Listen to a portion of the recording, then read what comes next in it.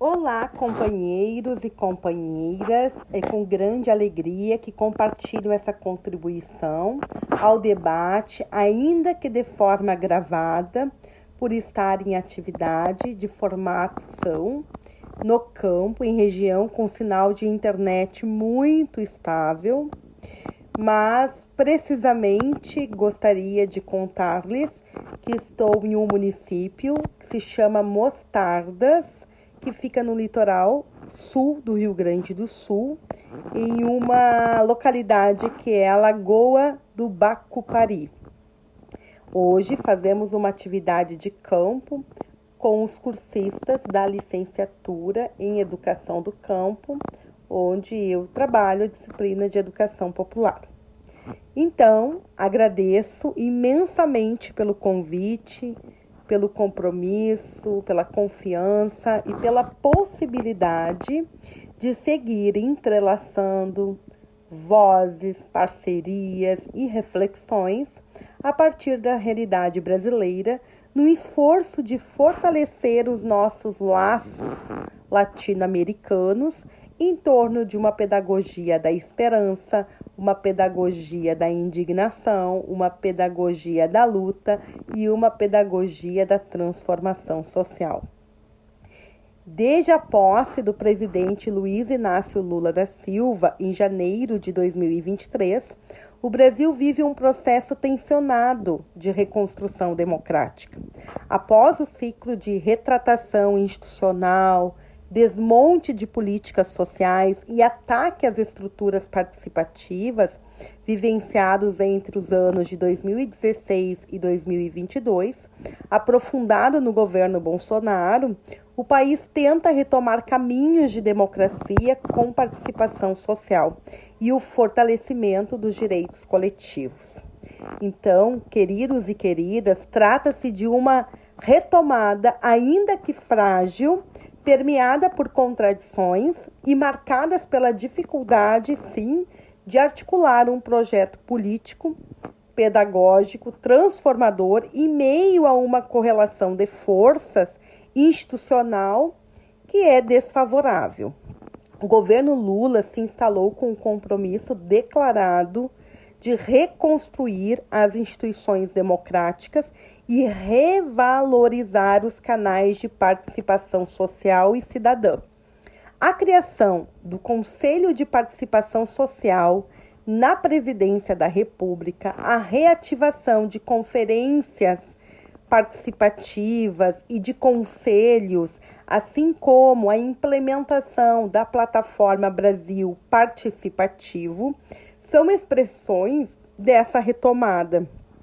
Contudo, vivemos sob um peso gigantesco de um Congresso Nacional hegemonicamente conservador, no qual predomina o Centrão, um bloco político de perfil, que condiciona algumas governabilidades a uma lógica de troca e de barganha. O presidencialismo de coalizão se converte na prática em presidencialismo sob tutela, mesmo com todos os esforços do governo Lula. Reformas estruturais como a justiça tributária progressiva, como a regulamentação do trabalho por aplicativos ou a ampliação mesmo dos direitos sociais, muitos ainda seguem bloqueados por conta deste Congresso Nacional Conservador. A manutenção de um modelo macroeconômico centrado no equilíbrio fiscal, mesmo com avanços sociais que são significativos, limita a ousadia necessária à reconstrução que tanto Lula projeta. Ainda assim, é importante ressaltar que o governo obteve conquistas relevantes. Houve significativa redução da fome e da pobreza extrema. Mais de 14 milhões de pessoas deixaram a linha da insegurança alimentar grave, segundo o relatório publicado em 2024. O salário mínimo teve uma valorização real. O programa Bolsa Família foi fortalecido com novos critérios de proteção. né? Políticas públicas sociais voltadas à juventude, mulheres, população negra, periferia, pessoas do campo foram retomadas, ainda que sob forte disputa simbólica e orçamentária. Mas, no entanto, os dados positivos não só refletem automaticamente na percepção pública, né, que muitas vezes, por problemas de falta de comunicação popular, ainda tem feito, né, que mulheres, homens, especialmente da periferia, não consigam visualizar os avanços conquistados. Então, as causas envolvem a persistente ainda, né, questão do enfraquecimento da comunicação popular do Estado, mas o Lula já tem retomado esse tema, é uma pauta, né, dele, que é fortalecer as formas de comunicação popular. Neste contexto, a educação popular ressurge como referência fundamental. Pela primeira vez no Brasil, nós temos, por exemplo, a educação popular sendo utilizada no MEC, no Ministério da Educação e Cultura. Não como uma retórica nostálgica, mas como um eixo político mesmo e metodológico para reconstruir vínculos com os territórios, reencantar a democracia, reconstruir essa democracia e produzir processos formativos desde os territórios. Em 2023, foi lançado o Pacto Nacional pela Superação do Analfabetismo e Qualificação da Educação de Pessoas Jovens, Adultas e Idosas, uma política pública inspirada na tradição dos círculos de cultura freirianos e fundamentada na educação popular, no qual eu faço parte desse coletivo que tem trabalhado, executado a formação junto com o MEC Sacadia, através do Instituto Federal Farroupilha. Somos uma equipe de 6 pessoas. O pacto estrutura-se sobre 4 pilares: formação em serviço de professores e professoras, gestão democrática e escuta comprometida e a partir de pesquisas participativas e valorização de um currículo, né, que respeite os saberes populares, seja contextualizado.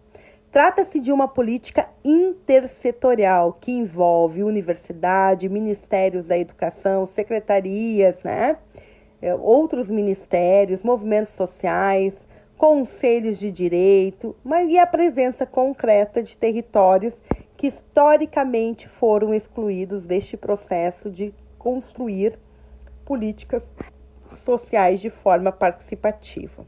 Outro exemplo emblemático é a Política Nacional de Educação Integral em Tempo Integral, que é relançada em 2023 e articula dimensões do cuidado, da cultura popular, da participação cidadã, do direito à educação como um eixo de inclusão e emancipação. Há um eixo que se chama entrelaçar dessa política, que explicita o diálogo entre escola e território, reconhecimento dos sujeitos como produtores de conhecimento e articulando práticas intersetoriais com saúde, assistência social, direitos humanos.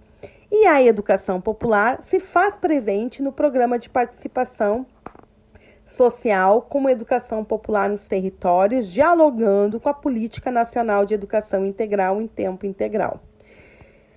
O programa de participação social com educação popular nos territórios é coordenado pela Secretaria Nacional de Participação Social, cujo diretor do Departamento de Educação Popular é o Pedro Pontual, conhecido entre nós. A proposta visa articular redes estaduais de educadores populares, fortalecer fóruns de participação social, fomentar formação político-pedagógica, construir estratégias de gestão pública com base na escuta, na participação e no pertencimento territorial. Estas iniciativas dialogam com a recriação da Secretaria-Geral da Presidência e na reformulação de um novo marco de referência da educação popular para as políticas públicas. que revê os princípios de 2014 à luz agora dos desafios contemporâneos.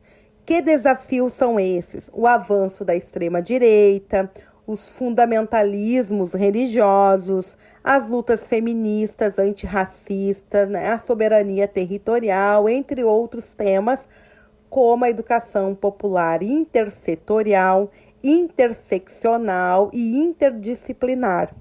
Ainda assim, os desafios são múltiplos e bem profundos. A criminalização, por exemplo, da ação educativa em territórios vulneráveis e a tentativa de desvalorizar ou silenciar a educação popular, advinda de grupos conservadores, impõe limites concretos.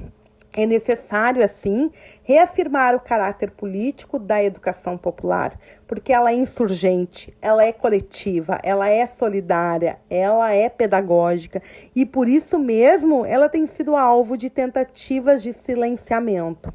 A conjuntura atual exige mais do que gestão. Exige reinvenção participativa, reforçar a escuta nos territórios, comunicar as políticas públicas com linguagem sensível e popular, fortalecer os espaços de participação e proteger as educadoras e educadoras populares que lutam em defesa da educação popular e emancipatória são passos urgentes. É compromisso do plano de governo do Lula a educação popular e a participação social, onde eles vêm apontando, o governo, caminhos possíveis, né, de institucionalização de políticas públicas com base na educação popular com radicalidade. Por fim, reafirma aqui que o Brasil passa hoje por um projeto de disputa. As contradições enfrentadas reverberam, né, em toda a América Latina, são disputas entre democracia participativas e as oligarquias parlamentares, entre a justiça social e a austeridade fiscal, entre mobilização popular e institucionalidade fragilizada. E a educação popular neste campo de batalha é mais que um instrumento, ela é o nosso horizonte, é a nossa corrente político-pedagógica transformadora. Ela propõe um outro modo de fazer política, a partir dos territórios, da participação social, das lutas coletivas, da escuta comprometida mediante pesquisas participativas, da solidariedade e da construção de utopias compartilhadas. Seguimos, companheiras e companheiras, em marcha, em círculo, em redes, em esperança crítica, com indignação organizada, com ação coletiva.